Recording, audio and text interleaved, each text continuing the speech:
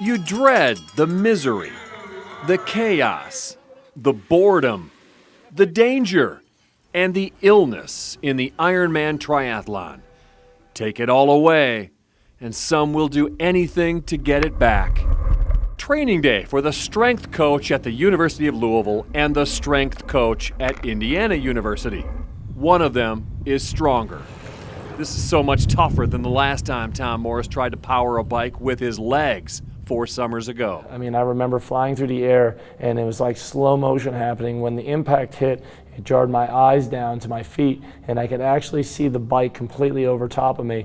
And then I laid down, when I fell to the ground, I laid there and just numb and tingling all through my body. And I knew something was really catastrophic, you know, not knowing exactly what happens with the spinal cord. I know if you do damage to it, it is where paralysis happens. Coaches control everything except the doctor's diagnosis. And as she's telling us he broke his neck, she starts tearing up and crying, and it was actually surreal. I remember hearing it, but I don't remember anything actually happening. Paralyzed from the chest down. Biking, running, and swimming were easier than breathing, reaching, and surviving now. Physically, I went back to ground zero where I couldn't move, I couldn't barely breathe, I could barely do any of the little things. It's a long way from Bloomington, Indiana, to the Fraser Rehab Institute in Louisville, Kentucky, where Tom had to go for physical therapy. And it was in these nearly impossible 2-hour trips each way that Tom realized people in his situation need help in ways other than technology and treatment. And it wasn't until I got into the rehabilitation center and started talking to some others that were here by themselves, commuting an hour, or not having the family, their wives' support around them.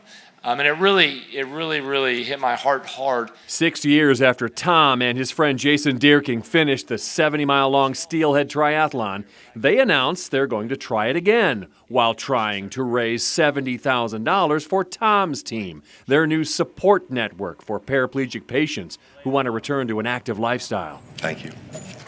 Tom knows when the press conferences end, struggles continue. Tom's wife, Krista, will do the running part of the triathlon relay. Jason will swim. Tom will tackle the 56-mile bike with biceps this time. The hand bike is where, originally after the accident, I think I went 500 yards, and it took me like 8 minutes. And I was cashed for hours and hours after that. Jason kept wanting to help, but Tom kept helping him. And his response every time was, man, that felt awesome. Like the ability to get his heart rate up and to put in that work and to feel that suffering and that challenge was a really good feeling for him. And that was really encouraging to me. Tom is still pumping him up. Listen, I have a buddy coming down. He kind of has flat tires right now. Touching lives in every pit stop. How fast can you make it go? The best I've had so far is 48, but that was downhill. The climbs uphill come too often.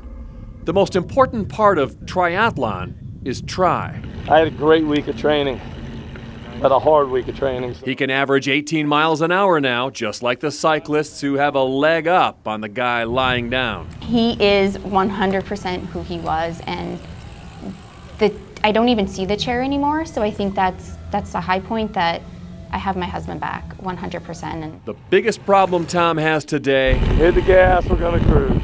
I'm not keeping up with him. John Boel, Wave 3 News.